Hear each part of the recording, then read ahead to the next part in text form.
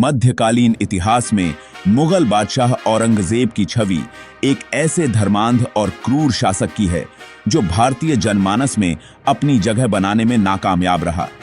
आपका बिल्कुल टाइम खराब ना करते हुए आगे बढ़ते हैं, तो प्लीज आप भी आगे बढ़ने से पहले एक छोटा सा लाइक और सब्सक्राइब बटन प्लीज दबा दीजिए।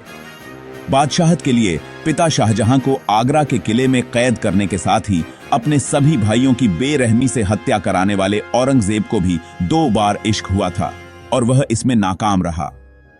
यह बात जानकर आपको हैरानी होगी कि खुद के इश्क में नाकाम रह चुके इसी औरंगजेब ने अपनी छोटी बहन रोशनारा बेगम के प्रेमी को लाल किले की दीवार से नीचे फेंकवा दिया था। ऐसे में औरंगजेब के नाकाम इश्क और औरंगजेब की खूबसूरत बहन रोशनारा के अनाम प्रेमी के पकड़े जाने की जानकारी के लिए पूरा वीडियो जरूर देखें। शहजादे औरंगजेब को जब दक्कन का गवर्नर बनाया गया तब उसकी उम्र 35 वर्ष थी। ऐसे में औरंगजेब जब पद ग्रहण करने के लिए औरंगाबाद जाने लगा तब उसने बुरहानपुर, वर्तमान में मध्य प्रदेश का रास्ता चुना। औरंगजेब अपनी मौसी सुहेला बानो से मिलने बुरहानपुर पहुंचा, जहां उसने एक खूबसूरत महिला को पेड़ से आम तोड़ते देखा और वह पहली नजर में ही उसके इश्क में गिरफ्तार हो गया। उस महिला का नाम हीराबाई जैनाबादी था, जो कि औरंगजेब के मौसा मीर खलील के हरम की एक बेहतरीन गायिका और नर्तकी थी। कहते हैं हीराबाई को पाने के लिए औरंगजेब ने अपने मौसा मीर खलील को एक दूसरी दासी दी थी।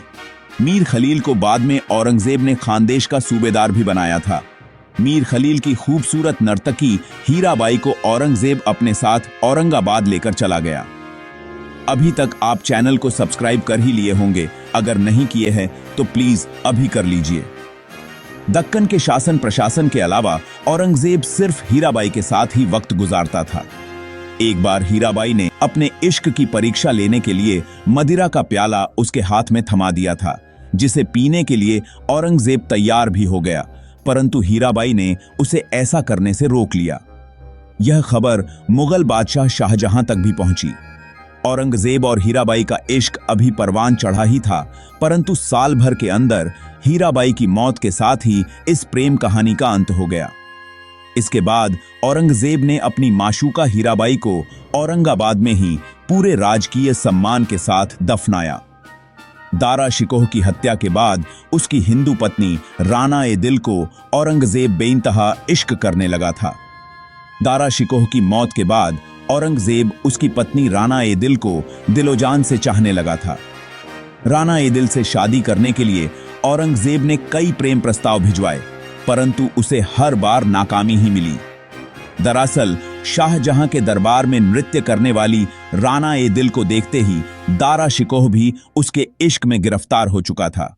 सबसे खास बात यह है कि पहली पत्नी नादिर बेगम के रहते ही दारा शिकोह को राना ए दिल से इश्क हुआ था।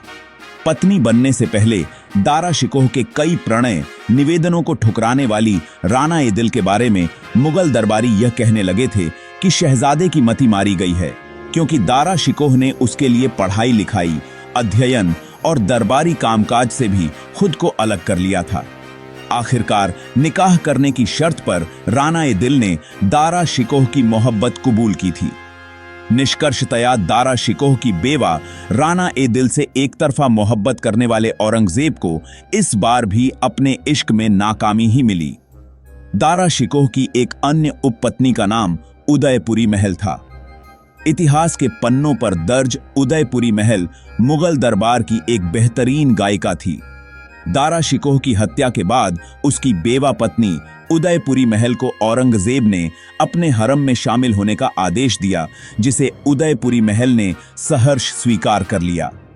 इसके बाद वह औरंगजेब की बीवी बनकर आजीवन चैन और सुख से रही। अगर अभी तक आप चैनल को सब्सक्राइब नहीं किए हैं तो प्लीज अभी कर लीजिए।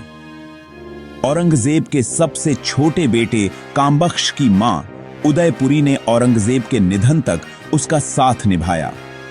कामबख्श को एक पत्र में औरंगजेब ने लिखा कि उनकी बीमारी में उदयपुरी उनके साथ रह रही हैं और उनकी मौत में भी उनके साथ होंगी। यह सच भी हुआ।